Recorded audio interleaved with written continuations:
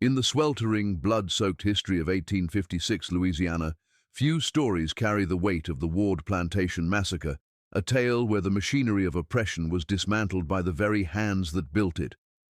It began on a Tuesday that smelled of ozone and impending rain, when the plantation's overseers made a fatal miscalculation. They dragged Miriam Hol to the great oak and extinguished her life before the sun could set, treating her death as nothing more than a broken tool to be discarded. The Ward family ate their supper that night in peace, dismissing the event as a minor inconvenience, confident that her husband Jonas was too broken to retaliate. They went to sleep behind locked doors, utterly unaware that by the next sunrise, every single member of their bloodline would be swaying from the exact same branch they had chosen for her. Rumors spread like wildfire across the county about a ghost carpenter who left no footprints and made no sound, a man who seemingly defied physics to hang 6 people in a single night without a struggle. How did Jonas Hol achieve the impossible? And why did the master's own arrogance make it possible? Before we descend into this dark timeline, make sure to comment down below where you are watching from and hit that subscribe button, because the story we are covering tomorrow is going to shock you even more. The afternoon sun over the Ward estate was not just hot, it was a physical oppression, painting the fields in hues of bruised purple and dried blood. Jonas Hol walked the beaten path from the grist mill, his heavy wooden toolbox swinging rhythmically at his side. He was a man of structure and geometry, a carpenter who understood the world through the logic of joints, leverage, and load-bearing walls. He had spent 5 hours realigning the mill's water wheel, his body aching with the clean, honest fatigue of skilled labor. But as he neared the quarters, the air felt wrong. The cicadas, usually screaming in the heat, had fallen silent, and the atmosphere was brittle, like a dry twig ready to snap. He saw Sarah, a woman who usually greeted him with a warm nod, standing frozen in her vegetable patch. She wasn't working. She was staring toward the main house, her hands clutching her apron so tightly her knuckles were white. When Jonas called her name, she flinched violently, unable to meet his eyes, simply pointing a trembling finger toward the center of the estate where the great oak stood, a massive ancient sentinel draped in Spanish moss that looked like the ragged beards of dead men. Jonas moved faster, his heart hammering a warning rhythm against his ribs. The path became crowded with other enslaved workers who had stopped their tasks, a silent congregation of witnesses paralyzed by dread. They parted for him like the Red Sea, their eyes fixed on the dust, unable to bear the weight of witnessing his heartbreak. Whispers floated through the stagnant air, fragments of a tragedy he hadn't yet seen. Didn't deserve it. Just a dress. Wickedness. Then the crowd thinned, and the world narrowed down to a single, horrific vertical line. Miriam was suspended from the lowest, thickest limb of the oak. The rope bit into her neck, angling her head unnaturally, but it was her dress that shattered him. It was the blue calico Sunday best he had traded months of extra labor to buy fabric for. She had sewn it with such pride, humming as she worked. Now it was torn at the shoulder, her bare feet dangling 3 feet above the earth she had spent her life tilling. Jonas didn't scream. He didn't fall. A cold, terrifying numbness flooded his veins, the detached focus of a craftsman surveying a collapsed structure, analyzing the wreckage rather than feeling the pain. Standing near the tree, radiating a casual boredom that was more violent than any blow, was Charles Ward. The master's eldest son, 23 years old with soft hands that had never known a callus, stood flanked by 2 sweating overseers. "She struck me," Charles announced, his voice carrying easily over the silent crowd, tapping a cheek that was smooth and unblemished. It was a lie, a performance of dominance for an audience he considered property. Insubordination spreads like rot. Father agreed it had to be cut out. The head overseer, a bull-necked man named Garrett, spat tobacco juice near Jonas's boot. "Cut her down," Garrett grunted, eyeing the storm clouds gathering in the west. "Storm's coming. Don't want the body swinging in the wind. Clean up this mess." To them, Miriam was debris, an obstacle to be cleared before the rain. Jonas heard his own voice, sounding like it belonged to a stranger, flat, hollow, void of vibration. "I will do it." He climbed the ladder with mechanical precision, used his scoring knife to sever the rope, and caught his wife's impossibly light body before it hit the ground. He carried her through the parting crowd to their cabin, his face a mask of stone, ignoring the terrified glances of his community. Inside the cabin, while the storm finally broke and rain hammered the roof like handfuls of gravel, Jonas went to work. He washed the mud from her feet, combed her hair, and sewed the tear in her dress with clumsy, thick fingers, trying to replicate the delicate stitches she had made. He took the pine planks he had been saving to build a cradle, a secret hope they had whispered about in the dark, and instead, he built a box. He measured twice, cut once, and drove the nails with a rhythm that matched the thunder outside. He did not weep. The grief was there, but it was being compressed by a high-pressure rage, crystallizing into something hard and sharp. He sat by her coffin all night, staring out the window at the silhouette of the great oak illuminated by lightning flashes. He wasn't just mourning, he was calculating. He replayed the hanging in his mind, analyzing the height of the branch, the tensile strength of the rope, the physics of the drop. By the time dawn turned the sky a sickly grey, Jonas Hol had stopped being a husband and had become an architect of ruin. He nailed the coffin shut with 6 final strikes, 1 for the master, 1 for the mistress, 1 for Charles, 1 for the twins, and 1 for the visiting uncle. The next day was a masterclass in deception. Jonas emerged from his cabin moving like a man whose spirit had been crushed into dust. He kept his head low, his shoulders slumped, his eyes darting away in feigned fear whenever a white person passed. He ate his cornmeal mush standing up, looking at nothing, letting Charles Ward see exactly what he wanted to see, a broken, submissive tool. But beneath the facade, Jonas's mind was recording everything with predatory precision. He was assigned to repair a fence line, but he spent the day mapping the estate's vulnerabilities. He tracked the guard rotation, noting that Cooper, the night watchman, abandoned his post for exactly 8 minutes every 2 hours to steal cider from the cellar. He recalled the layout of the main house, which his father had helped build, remembering that the back door's hinges were well-oiled brass and that the 3rd step of the main staircase groaned unless you stepped on the extreme edge. He wasn't working. He was rehearsing. Every hammer swing on the fence was a promise. He gathered his supplies, a coil of heavy hemp rope, a rag, and a bottle of chloroform he had stolen from the infirmary supplies months ago. When the sun went down, he returned to his cabin and waited for the moon to hide behind the clouds. At 2 a.m., the plantation was a tomb of silence. Jonas moved through the darkness, not as a man, but as a phantom. He had rubbed mud on his face and hands to dull the shine of his skin, blending perfectly with the shadows. He reached the main house and waited for Cooper to turn the corner. 3 minutes, 4 minutes.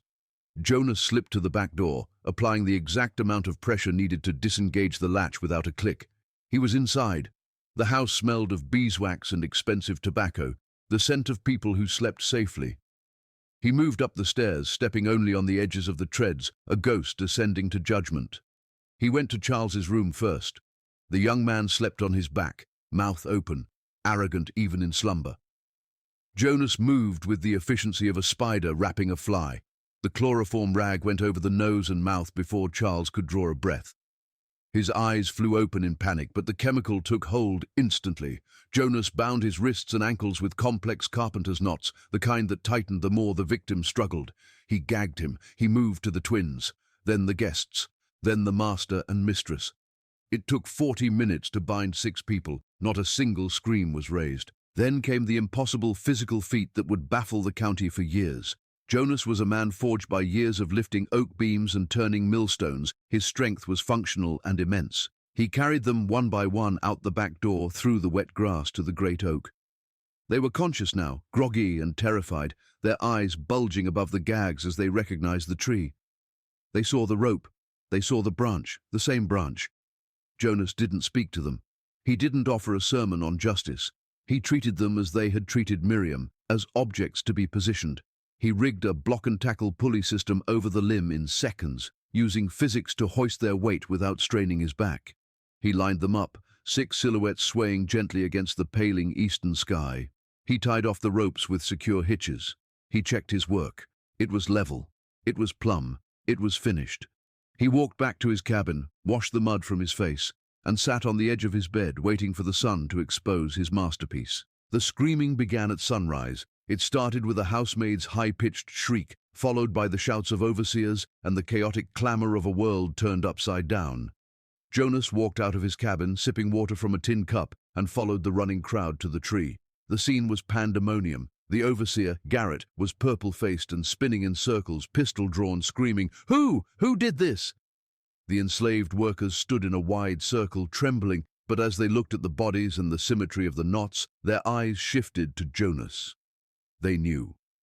Old Moses stepped close and whispered, "Miriam's branch." Garrett saw the exchange and stomped over, leveling the pistol at Jonas's chest. "You, a carpenter? You confessing boy?" Jonas looked at the gun with total indifference. "I'm saying death was coming either way." Garrett cocked the hammer, his finger whitening on the trigger, ready to execute Jonas on the spot. "Hold your fire!" The command cracked through the air like a whip. A man on a white stallion galloped into the clearing, scattering the crowd. He was dressed in a pristine grey suit, a planter's hat shading his eyes. Thomas Calloway, the wealthy owner of the neighboring plantation. He dismounted smoothly, ignoring the chaos, and walked to the tree. He didn't look at the bodies with horror.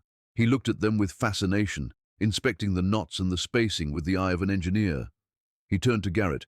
"Put the gun away. You shoot him, and you destroy the only asset of value left on this property." Calloway turned his pale, intelligent, and utterly empathy-void eyes toward Jonas. He looked him up and down, measuring him just as Jonas measured wood. "You," Calloway said, a small, terrifying smile playing on his lips. "Come with me." The crowd parted, and Jonas followed, walking away from the vengeance he had built and into a trap he couldn't yet see. Calloway led Jonas into the main house, a structure that felt less like a home and more like a fortress of whitewashed privilege. The transition from the humidity of the hanging tree to the cool, dark interior of the study was jarring. The room smelled of old paper, cured tobacco, and the copper tang of ink. Calloway moved behind a massive mahogany desk, a piece of furniture that looked like a barricade, and began rifling through stacks of documents with the casual arrogance of a man who owned everything he touched. He didn't offer Jonas a seat. Jonas stood, dirt still on his boots, his hands hanging loose but ready. Calloway didn't speak of the 6 bodies cooling outside. Instead, he spread a series of letters across the leather desktop. "Do you read, Jonas?" Calloway asked, not looking up. "Some," Jonas replied, his voice raspy. "Then look at this." He spun a document around. It wasn't a police warrant or a confession. It was a ledger. It was a foreclosure notice. The Ward estate was drowning in debt. The cotton harvest had failed 2 years in a row, and the banks in New Orleans were circling like sharks. Jonas leaned forward, his eyes scanning the curling script. The words were dry, legalistic, and horrific. Preliminary sale agreement. It was a plan to liquidate the Ward estate, not to sell the plantation as a whole, which would keep families together, but to break it apart for maximum profit. The land to one buyer, the equipment to another, and the enslaved workers auctioned off individually to a consortium in Mississippi. Calloway tapped a specific line with a manicured fingernail. "Here is your name. Master Carpenter, prime condition, estimated value $1,200.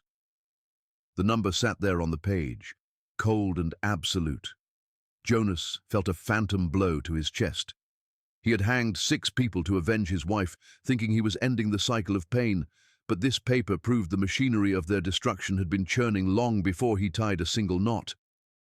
"Your revenge was poetic," Calloway said, leaning back and steeping his fingers, "but ultimately futile. In fact, by killing the Wards, you've accelerated the probate process. The creditors will descend within the month. Families will be scattered to the winds. Your wife is dead, Jonas, but your community is about to be obliterated." The silence in the room was heavy, filled only with the ticking of a grandfather clock. Jonas looked from the paper to Calloway. "Why tell me this?" he asked. "You could have let the overseer shoot me." Calloway smiled, a thin, predatory expression. "Because I don't like waste.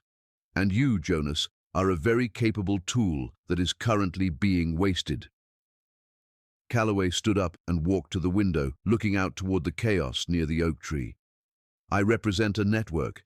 Businessmen, political reformers, people who see the current plantation system as economically unsustainable. We work to destabilize corrupt operations, force sales, and redistribute land."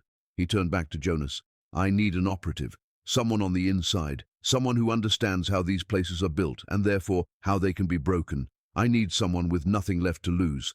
Jonas narrowed his eyes. I don't trust white men making promises. Calloway nodded. Smart. Don't trust me, but trust my interest in chaos. Help me sabotage 3 rival plantations in this parish over the next 6 months. If you do, I will secure legal emancipation papers for every person on the Ward estate before the creditors can seize them. It was a deal with the devil, and they both knew it. But Jonas looked at the ledger again. He saw the names of children he knew, elders who had raised him, listed with price tags next to them. If he did nothing, they would be sold down the river, lost forever. If he agreed, he became Calloway's weapon. I want it in writing, Jonas said, his voice hard. The emancipation agreement, signed and witnessed before I destroy a single thing. Calloway's smile widened, genuine this time. I can have the documents drawn up by tomorrow. He extended a hand across the desk. Jonas looked at the hand. Smooth, uncalloused, dangerous. He thought of Miriam's neck. He thought of the 6 nails in the coffin. He reached out and gripped Calloway's hand. It felt like grabbing a cold iron rail. We have an agreement, Calloway said. Go back to your quarters. Act traumatized. Act broken. Tonight, we start building a different kind of coffin. Jonas left the study, walking back out into the blinding sun, carrying a secret that weighed more than the 6 bodies swaying in the distance. That night, the transition began. Jonas sat in his cabin, the darkness pressing against the walls. He wasn't the same man who had woken up that morning. The grief for Miriam was still there, a hollow ache in his chest, but it had been shoved aside by a cold, mechanical purpose. He waited until the moon was obscured by clouds, then slipped out the back window. He moved through the woods to a dilapidated shed on the border of Calloway's land. Calloway was already there, standing over a makeshift table covered in maps. You're punctual, the planter noted, handing Jonas a leather satchel. These are your new tools. Jonas opened the bag. Inside were not hammers or chisels, but specialized instruments of destruction, metal files for weakening bolts, wedges for splitting axles, and chemical compounds that accelerated wood rot. We start with the Brennan property to the south, Calloway instructed, pointing to a map. Their supply wagons run twice a week. You are to ensure they never reach the market. Do not be seen. Do not be heard. If you are caught, I do not know you. Jonas memorized the instructions. He burned the paper they were written on, watching the ash curl in the flame of a lantern. He felt a strange shift in his own soul. He had always been a builder, a man who created shelter and structure. Now he was being trained to unmake the world. He returned to the quarters before dawn, his mind buzzing with the logistics of sabotage. The next day, he went through the motions of his regular life. He repaired a fence near the north pasture, his face a mask of tragedy, while inside he was calculating the torque required to snap a wagon wheel at high speed. It was during his lunch break, while he was sitting in the shade of a storage barn, that the other part of his new life began. He heard small, scuffling footsteps and looked up to see Ruthie, a 10-year-old kitchen girl, watching him. She was thin as a rail, with eyes that saw too much. She was staring at his measuring square. "What you doing?" Ruthie asked, her voice barely a whisper. "Measuring," Jonas said, turning the square in his hands. "Checking if the wood is true." Ruthie stepped closer, her curiosity overcoming her fear. "Can you teach me?" Jonas paused. He looked at this child, whose name he had seen on Calloway's ledger, valued at $300. "Teach you what?" "To make things," she said. "I don't want to just clean. I want to build." Jonas felt a crack in his armor. He saw Miriam in the girl's defiance, in her refusal to be just another pair of hands for the master. "It's hard work," he warned, "and dangerous if you're careless." "I ain't careless," Ruthie insisted. Jonas handed her the square. "Then show me. Check if that beam is straight." For the next 30 minutes the saboteur vanished and the carpenter returned. He showed her how to read the grain, how to hold the tool so it became an extension of the arm. In that quiet barn, amidst the wreckage of his life, Jonas found a reason to fight that wasn't just about the past. But the night always came. At midnight, Jonas smeared mud on his face again and crossed the creek onto the Brennan property. The wagon yard was silent, guarded by a single sleeping man and 2 dogs. Jonas moved downwind, a ghost in the grass. He reached the heavy supply wagons loaded with cotton bales. He didn't smash them. That would be obvious. Instead, he used the metal file on the linchpins of the rear axles, filing them down until they were holding on by a thread of steel. He injected the corrosive compound into the wood of the spokes. It was surgical. The wagons would roll out fine, but 5 miles down the rocky road to the gin, the stress would shear the metal, the wheels would collapse, and the load would be lost. Jonas worked with a terrifying lack of emotion. Click, scrape, twist. When he finished, he smoothed the dirt over his footprints with a branch and vanished back into the tree line. As he lay in his bed an hour later, listening to the owls, he realized he wasn't just breaking wagons.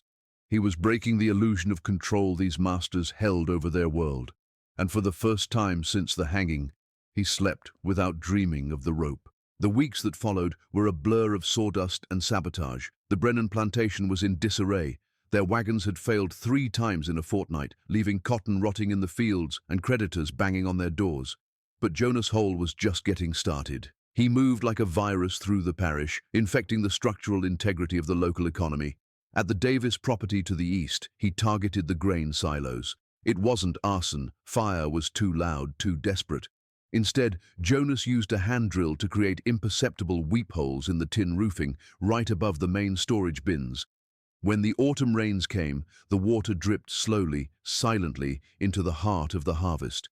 By the time the mold was discovered, tons of grain had been rendered toxic. It was death by 1,000 cuts, a systematic dismantling of wealth that looked exactly like bad luck. The overseers were baffled. They fired guards, bought fiercer dogs, and whipped innocent men, but the accidents kept happening.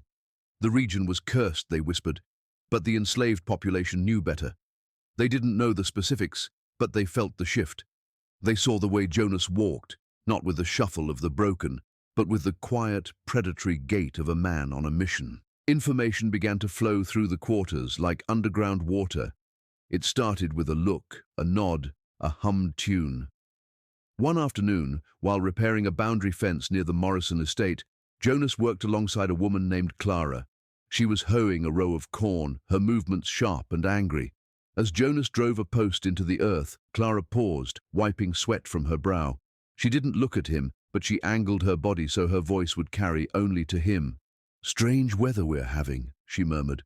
"Wagons breaking, roofs leaking. It's like the wood itself is fighting back." Jonas didn't stop hammering. "Wood only does what a carpenter makes it do," he replied softly. Clara struck the ground with her hoe. "Then it's a good thing we have a good carpenter. People are talking, Jonas. People are ready to help the wood break." It was a subtle offer of alliance. Jonas realized then that he wasn't just a saboteur. He was becoming a symbol. He began to use the network. He didn't give orders. He gave suggestions. A loose horseshoe here, a misplaced inventory ledger there. The enslaved community became 1,000 unseen hands, turning the machinery of their own oppression against itself. Amidst this silent war, the barn became a sanctuary. Every afternoon, Ruthie would sneak away from the kitchen to meet Jonas. She was a sponge, soaking up every lesson he offered. He taught her how to sharpen a chisel until it could shave the hair off an arm. He taught her the difference between a crosscut and a rip cut. But mostly, he taught her how to see. "You have to look at the end before you start the beginning," Jonas told her one day, handing her a block of rough cedar. "What is inside this wood, Ruthie?" She squinted, turning the block in her small, scarred hands. "A spoon?" she guessed. "If you see a spoon, then cut away everything that isn't a spoon," he said. "That is carpentry. It is removing the lies until only the truth remains." They worked in companionable silence, the smell of cedar shavings masking the scent of the burning tension outside. For Jonas, these hours were the only thing keeping his soul from turning completely into stone. He told her about his dream, not the hanging, not the revenge, but what came after. "A settlement," he whispered. "Houses we own, a school with real windows, a place where nobody can sell you." Ruthie looked at him, her eyes wide. "You promise?" Jonas gripped his mallet tight. "I promise." The turning point came 2 weeks later. Calloway summoned Jonas to the edge of the woods at sunset. The planter looked manic, his eyes bright with adrenaline.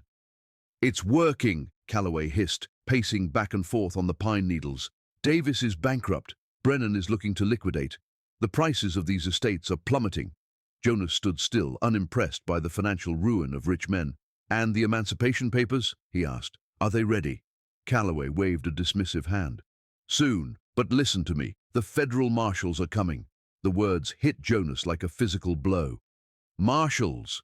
Calloway nodded. "They've been building a case against illegal slave trading rings in the parish. They need evidence. If we can keep the chaos going for 2 more weeks, they'll have the probable cause to raid these plantations. They'll seize the records. Real liberation, Jonas. Legal and permanent."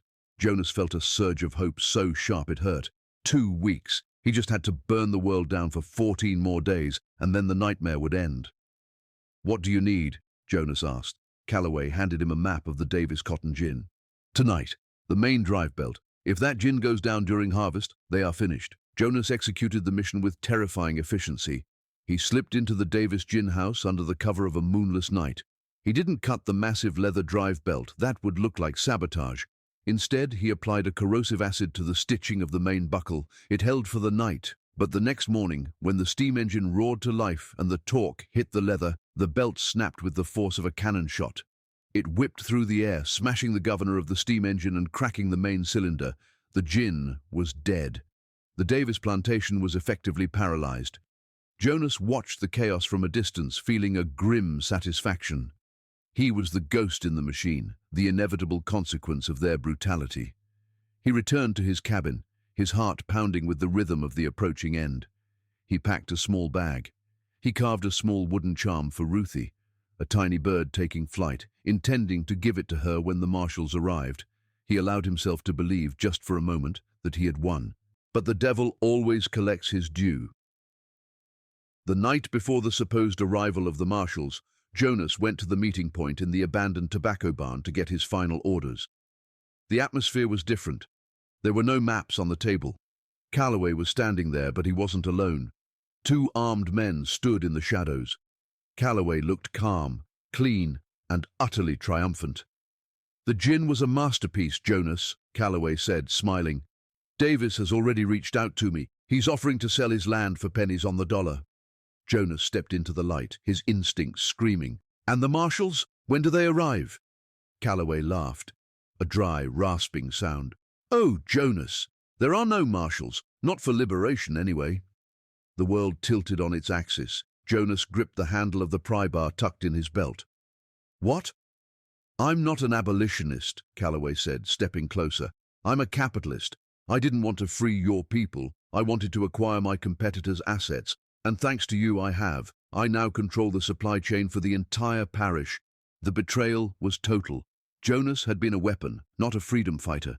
He had destroyed the other plantations not to free the workers, but to lower their market value so Calloway could buy them. "You lied," Jonas whispered, the rage rising in his throat like bile. "I did business," Calloway corrected. "And now, our contract is concluded." Jonas took a step forward, ready to kill him. He didn't care about the armed men. He would tear Calloway apart with his bare hands. But Calloway raised a finger. Ah, before you do something tragic, you should know about my insurance policy." He pulled a piece of paper from his vest. It was a crude map of his eastern property. "The girl, Ruthie, she's not in the kitchen tonight." Jonas froze. The blood drained from his face. "Where is she?"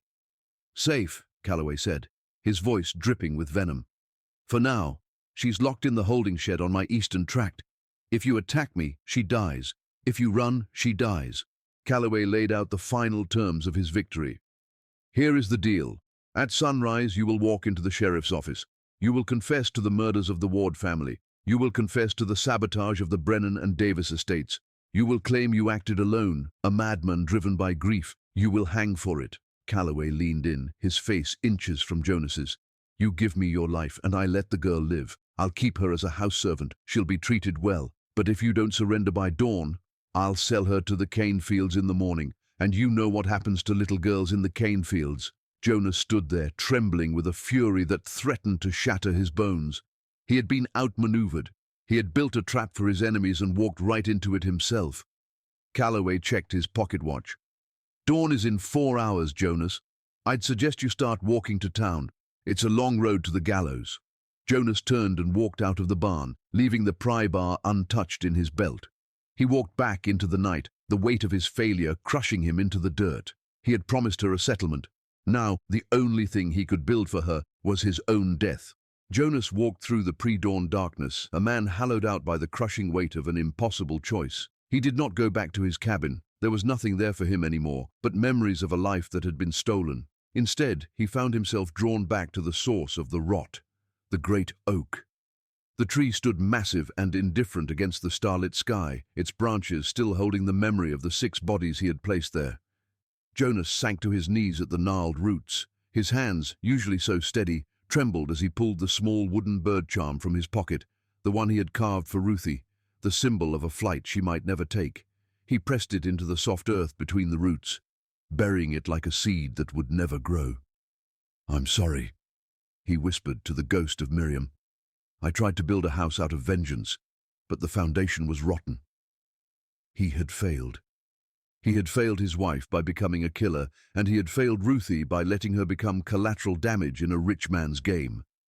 He stood up, wiped the dirt from his knees, and turned toward the road that led to the sheriff's office. He would trade his life for hers. It was the only transaction he had left. The path to town cut through a dense thicket of loblolly pines, the air thick with the scent of resin and damp needles. Jonas walked with the heavy, inevitable cadence of a man marching to his own execution. He calculated the time. 2 hours to reach the town, 1 hour to confess, and then the rope. He hoped Calloway would keep his word. He hoped Ruthie would be safe. But deep down, the carpenter in him knew that a structure built on lies rarely held its integrity. He had walked a mile when he heard the snap of a twig ahead. Jonas stopped, his hand instinctively drifting to the pry bar still tucked in his belt, though he knew he couldn't use it. If he fought, Ruthie died.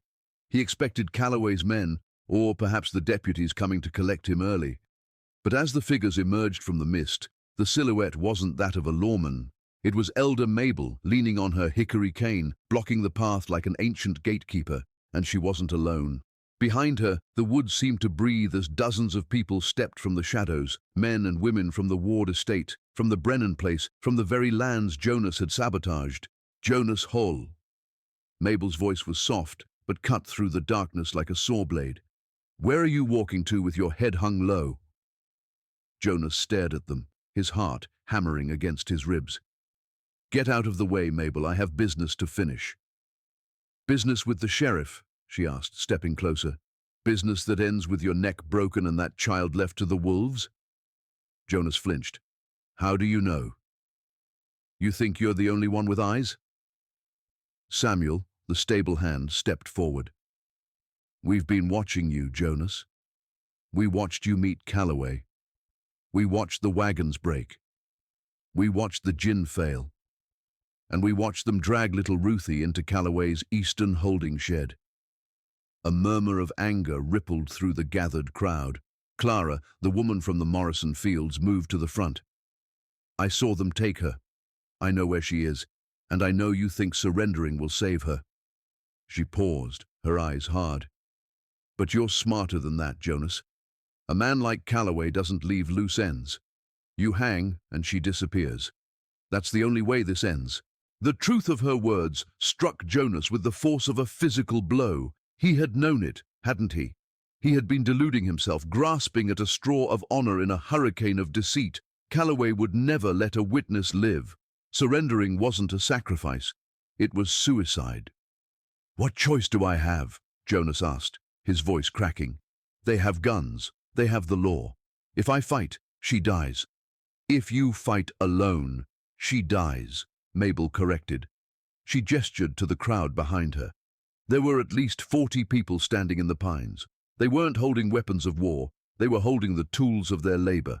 Pitchforks, heavy iron wrenches, sledgehammers, harvesting scythes. "You woke us up, Jonas," Isaac, a field hand with graying hair, said. "You showed us that the masters bleed. You showed us their machines can break. You gave us the courage. Now let us give you the strength." Samuel dropped a heavy burlap sack at Jonas's feet.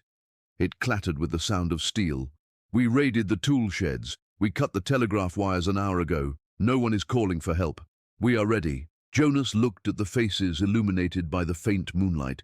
He saw fear, yes, but he saw something else. A grim, iron-clad resolve. They were done waiting for permission to be free. They were done waiting for a savior. They were offering to save themselves, and to save him. The isolation that had choked Jonas since Miriam's death began to crack. He wasn't a lone avenger anymore. He was a general. The carpenter's mind kicked into gear, shifting from despair to strategy. He looked at Clara.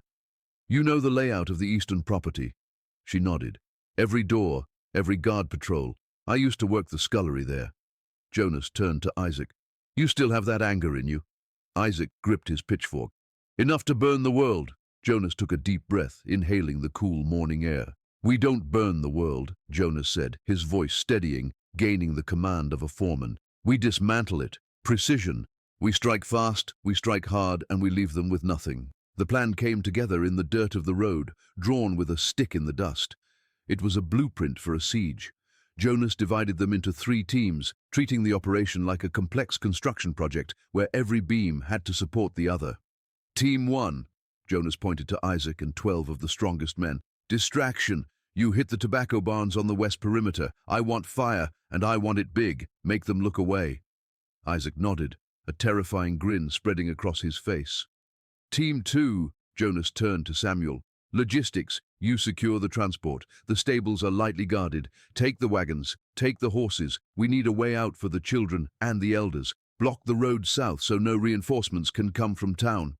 Samuel adjusted his grip on a heavy wrench. "Consider it done." "Team 3, Jonas said, looking at Clara and 4 men who moved with quiet grace. "Rescue. You're with me. We go for the holding shed while they're fighting the fire. We get Ruthie, we get the documents Calloway stole from the Ward estate, and we get out." "Documents?" Mabel asked. "Proof," Jonas said. "Calloway kept records of his illegal trading, his conspiracy to bankrupt the other planters. If we take those, we don't just escape, we destroy him. We hold the leverage." It was the final piece of the structure. They wouldn't just be runaways, they would be witnesses with evidence. The crowd shifted, ready to move. Jonas looked at them one last time. "This isn't just a raid," he told them. "If we do this, there is no going back to the cabins, no going back to the fields. We run until we find free soil, or we die trying." The silence that followed was heavy, but it wasn't hesitant. "We've been dying for years," a woman in the back called out. "Time to live." Jonas picked up the sack Samuel had dropped. He pulled out a heavy claw hammer, weighing it in his hand. It felt familiar. It felt right. "Then let's go to work," Jonas said. They moved through the woods like a single organism, 40 souls breathing in unison. The dawn was beginning to bleed into the sky, a faint ribbon of purple on the horizon. Time was running out. They skirted the edge of the Calloway plantation, moving through the drainage ditches to avoid the patrols. The eastern property loomed ahead, a fortress of white wood and dark intent. Jonas could see the holding shed, a small windowless structure near the main barn. He could see the guards pacing, bored and unsuspecting. He checked the position of Isaac's team in the western tree line. He checked Samuel's team near the stables. Everything was level. Everything was plumb. Jonas crept to the edge of the clearing, Clara beside him. He gripped his hammer. He thought of Miriam. He thought of the bird charm buried at the roots of the oak. He wasn't building a coffin today. He was building a door. He raised his hand, held it for a heartbeat, and then dropped it. On the western horizon, a bottle of kerosene smashed against wood, and a match was struck. The explosion of flame was instant and violent, a roar that shattered the morning silence. "Fire!" a guard screamed. "Fire in the tobacco stores!" The bell began to ring, a frantic, clanging alarm. The guards near the holding shed hesitated, then ran toward the smoke, their discipline crumbling in the face of disaster. "Now!" Jonas whispered. He broke from the cover of the trees, sprinting across the open ground, not as a slave, not as a victim, but as a force of nature. Behind him, the army of shadows followed, and the liberation of Ruthie and all of them began. The raid unfolded with the terrifying precision of a collapsing bridge.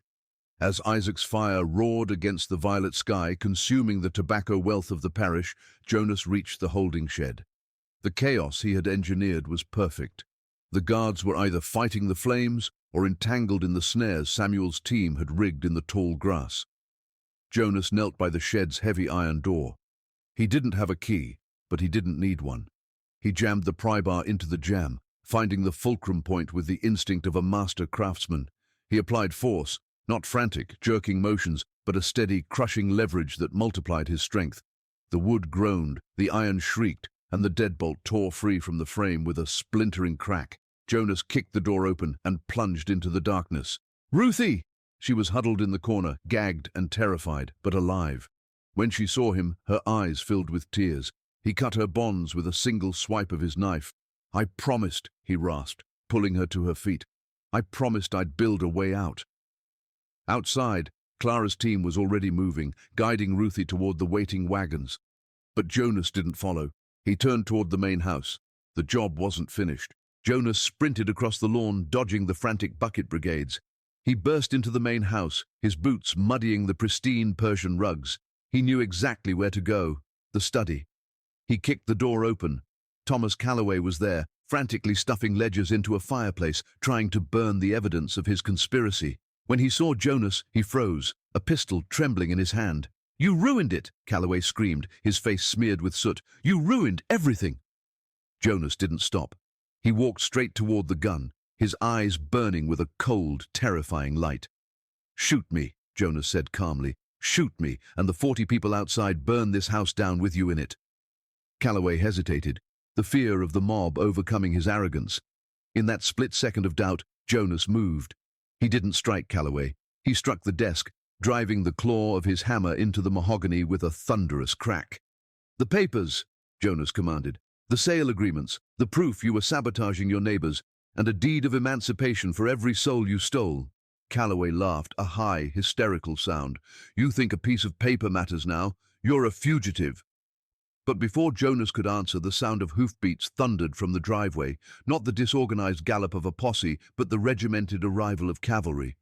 Through the window, Jonas saw blue uniforms, the federal marshals. They hadn't come because of Calloway's timeline. They had come because the chaos Jonas created had finally made the corruption impossible to ignore. Calloway dropped the gun, relief washing over his face. "Thank God," he whispered. "The law." He ran to the window, waving. "Help! Rebellion! They're burning the estate!" The marshals kicked down the front door, guns drawn. But they didn't aim at Jonas. The lead marshal, a grim man with a mustache like a wire brush, walked into the study. He looked at Calloway, then at the burning ledgers, then at Jonas standing tall with his hammer. "Thomas Calloway?" the marshal asked. "I am," Calloway shouted. "Arrest this man. He led a riot." The marshal shook his head slowly.